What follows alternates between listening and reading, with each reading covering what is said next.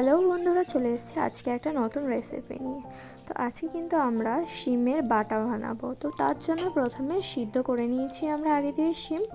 তো সেটা দেখাবো, তার আগে বলে দিই, কড়াইতে তেল গরম করে নিয়ে তাতে আমরা কালো জিরে ফোড়ন দিয়ে নিলাম। তারপর এই যে দেখতেই পাচ্ছেন অনেক কয়েকটা দানাই আমরা রসুনে দিয়ে নিয়েছি ফোড়নে, তারপর কাঁচা লঙ্কা দিয়ে দিয়েছি, আর তারপর এই যে সেদ্ধ করে রাখা যে শিমগুলো ছিল সেগুলো দিয়ে ভালো মতো নেড়ে চেড়ে ভেজে নেব। কিন্তু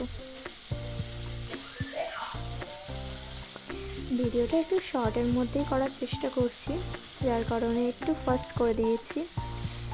সবার পেশেন্স লেভেল অনেক কম আমি জানি এখনকার সময়, তো তার জন্যই শর্ট করে ভিডিওটা বানাচ্ছি।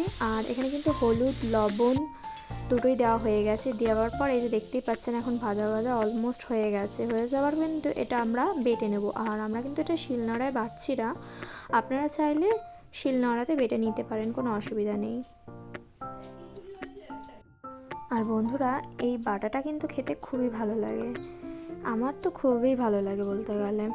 আপনারাও কিন্তু একবার ট্রাই করে দেখতে পারেন। আর বাটা জিনিসটা এমনই না, সব রকমই খুব ভালো লাগে যদি একটু টেস্টি করে তেল ঝাল নুন টান টান দিয়ে রেডি করা যায় আর কি।